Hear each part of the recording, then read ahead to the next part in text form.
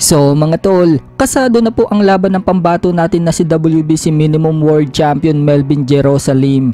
Ayon sa balita mga tol, lalaban ngayong September 22 si Jerusalem sa Metro Manila upang depensahan niya sa unang pagkakataon ng kanyang WBC belt dito sa Meksikano na si Luis Castillo. Matindi nga po itong makakalaban ni Jerusalem mga tol. Base kasi sa record ng Meksikano, wala pa itong talo.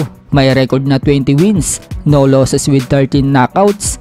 Kaya mapapalaban din ng gusto dyan si Jerusalem mga tol.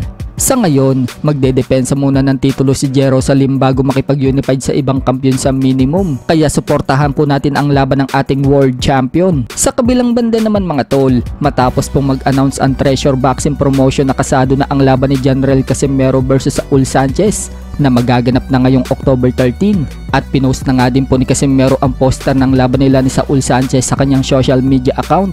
At ngayong araw nga lang din mga tol, nagpost na din si Saul Sanchez ng poster ng laban nila ni Casimero sa kanyang social media account. May isang fan nga po ang nag-comment sa post ni Saul Sanchez at sinabing maganda na daw si Saul Sanchez ng unan dahil matutulog daw ito kay Casimero. May mga fans naman si Saul Sanchez ang nagre-request na talunin daw nito si Casimero.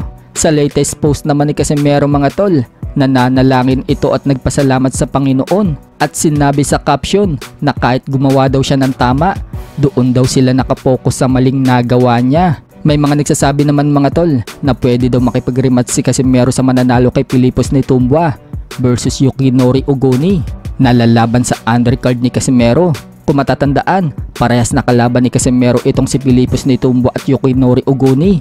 Tinalo ni Casimero itong si Pilipos mga tol via unanimous decision at pinabagsak pa ito sa round 6, habang naging tabla naman ang laban ni Casimero dito kay Ogoni dahil na headbutt itong si Ogoni. Sa kabilang dako naman mga tol, Canelo Alvarez, sinabing tatalunin umano ni Dimitri Bivol itong si David Benavides kung sakali maglaban daw ang dalawa. Kung ang ipapakita daw ni Benavides katulad sa huling naging laban nito kay Alexander Gvozdyk. Sa mga hindi po nakakaalam mga tol, tuluyan na nga pong umakyat si Benavides sa light heavyweight division at siya ang mandatory sa mananalo kay Dimitri Bivol versus Artur Beterbiev na magaganap na sa October 12. Kaya waiting na lang itong si Benavides mga tol sa mananalo sa dalawa. At balak nga pong lumaban ni Benavides sa buwan ng December. Wika pa ni Canelo mga tol, sa light heavyweight naman daw talaga ang timbang ni Benavides. At dyan daw makikita sa timbang na yan na walang magagawa si Benavides. Kumbaga mga tol, parang sinasabi ni Canelo na nawala ang pagkahalimaw ni Benavides nang umakyat na ito ng light heavyweight. Parang masaya nga po itong si Canelo mga tol na umakyat na si Benavides sa light heavyweight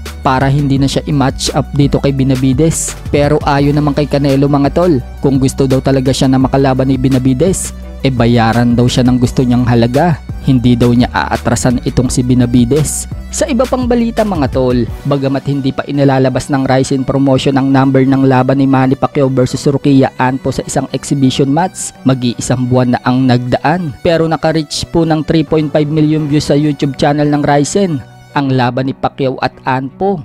Kung pupunta nga po tayo mga tol sa Rizin Federation channel, makikita po natin dyan mga tol na 3 million mahigit nga po yung views sa YouTube. Kaya sinabi sa isang website ng Fast Break mga tol na naglabas ng balitang yan, bagamat hindi daw nire-represent ang online platform na YouTube, isang patunay lang umano yan na kaya pa rin daw magbenta ni Manny Pacquiao ng laban sa mga fans. Ibig sabihin mga tol, sikat pa rin itong si Manny Pacquiao at malaki pa rin ang market.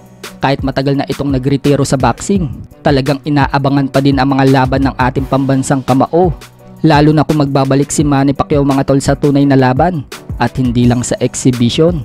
Bali-balita nga mga tol, nalalaban muli si Manny Pacquiao sa professional boxing at isang world title pa ang laban kontra dito sa WBC welterweight world champion Mario Barrios.